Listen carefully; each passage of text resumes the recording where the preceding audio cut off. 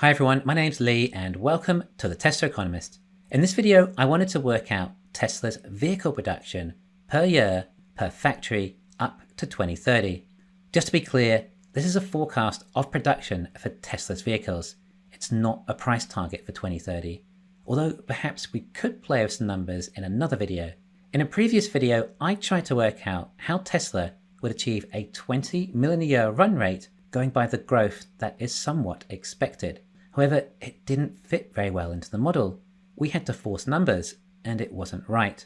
Although it did provide us some good insight on how to do it right. And that's what we're going to do now. Forecast the production with numbers that are right. What we plan on doing here is estimating Tesla's total production for each year and see what it comes to. I mean, if this goes well, we should have a reasonable idea of what Tesla can accomplish each year, at least as far as it comes to vehicles. We're going to ramp the vehicle production at about the speed we might expect Tesla to be achieving.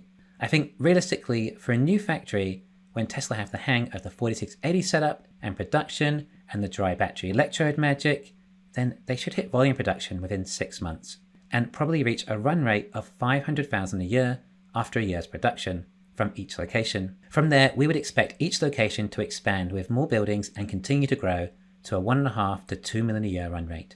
The numbers will still be a little rough, but even if I'm off by as much as 1 million and we're already at a 5 million a year run rate, then is it really going to upset you that much? Do you realize how much Tesla is worth when they can produce even 4 million Model Ys, 3s and Cybertrucks a year? No? Well, me neither actually, but I would like to know. So I think I will continue this model further in another video and estimate the profit that each of these years might generate too. Let me know if you want to see that, although I'll probably do it anyway, as it sounds like some good information to me.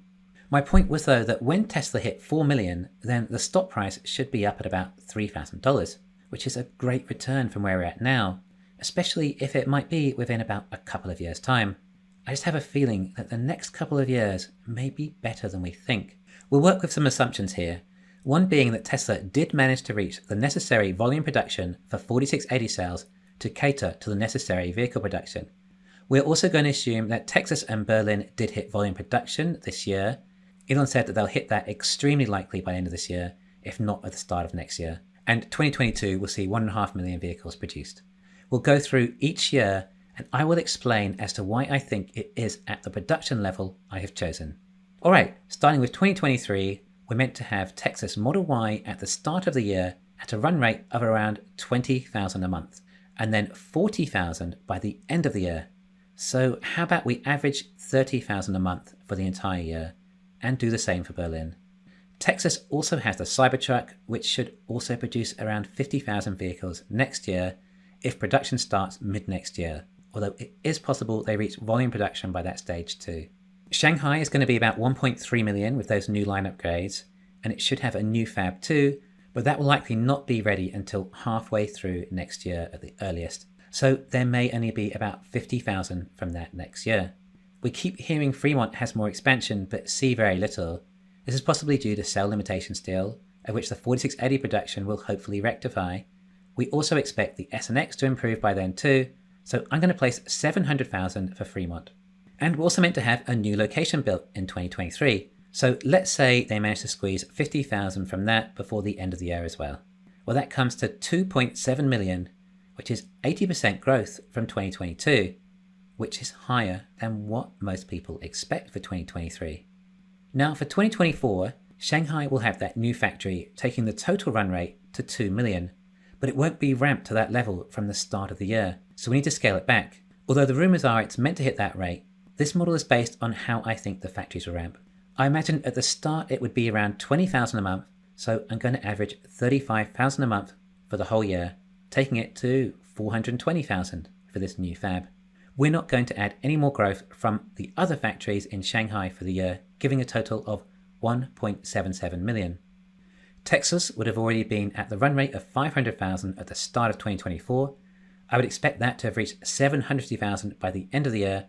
So if we split the difference, it's 625,000 and then 500,000 for the Cybertruck, giving us 1.15 million. For Berlin, we'll also take 625,000 for the same rate as Texas, except no Cybertruck. Then the new location should hit volume production early in the year and likely 500,000 run rate by the end of the year, so I'm happy with around 300,000 units for the total. And if this company is going to keep growing, then we need another factory too. This gives us almost 4.7 million vehicles produced for 2024. It's also 71% growth over 2023. I mean, at this stage, I think as Tesla shareholders, we've all done very well for ourselves. But wait, there is more. By 2025, we'll just cap Fremont now at 750,000. We know Shanghai will be up at 2 million. Texas will continue to expand with more buildings too. There could even be a Model 3 fab there at this stage. Or robotaxi factory. Same for Berlin. One of the new locations should hit 1 million a year run rate by the end of the year, so we'll give it 750,000 total for the year, and the other new location would be expanding also. But in 2025, I'm going to say that Tesla started 2 new locations. This generates just a 40% growth rate compared to 2024. That's a drop from about 70% annual growth to 40%.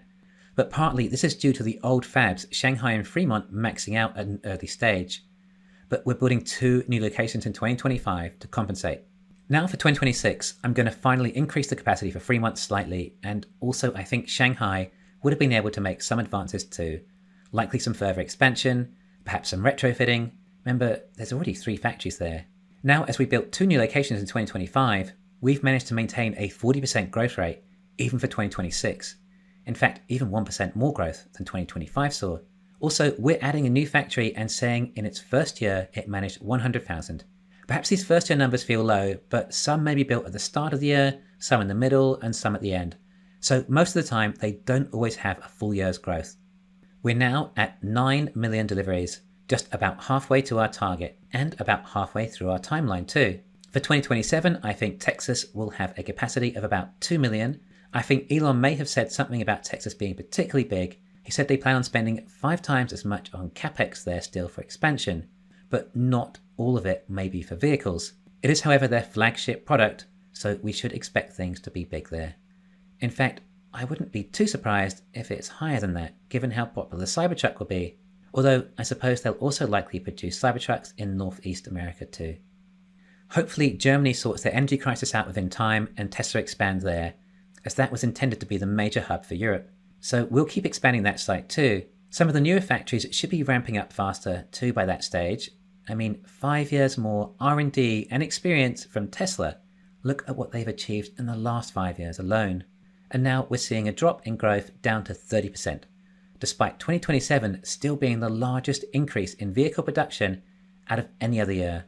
It's just the overall run rate becomes so high that it starts to get difficult to make large percentage increases. For 2028, I'm going to have Texas hit its capacity at 2.5 million.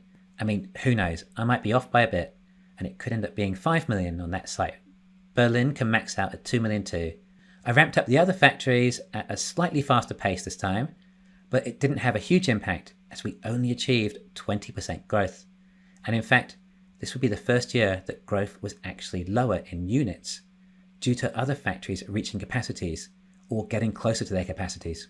For 2029, I expanded Shanghai slightly as there is likely plenty of reason for more expansion there. I mean, what if there is a compact built there with a new factory that was 1 million additional units on its own? So we're now down to 17% growth for the year. Then in 2030, we have no new factories, as we're already at 12. But there are a lot of other factories that still have a lot of expansion remaining, and that gives us 20% growth, which was enough to break past a 20 million a year unit run rate. However, not all these factories are ramped at this stage. There's still some growth remaining. Once the factories are ramped, it would add a further 13% more growth, taking us to 22.75 million run rate, with 12 factories at around the capacities we would expect or Elon has suggested. This was brilliant. I actually didn't manipulate any of these figures at all in order to reach that 20 million, which is an incredible sign. In other words, Elon's projections map entirely. About 1 new location a year with a capacity of 1.5 to 2 million, and we hit 20 million a year run rate in 2030 with 12 factories. This feels achievable. In other words, about 13 times more deliveries than this year, which is huge. Think what it could do to the stock price. And that's just for vehicles. I assume that most of you are like me and would like to know the revenue and profit that these factories would be generating each year too. So I probably don't even need to ask you. And by the time you watch this, I'm already working on it. I can't wait to find out. Thanks for listening. Please hit the thumbs up and subscribe. You can follow me on Twitter and talk to me on Patreon.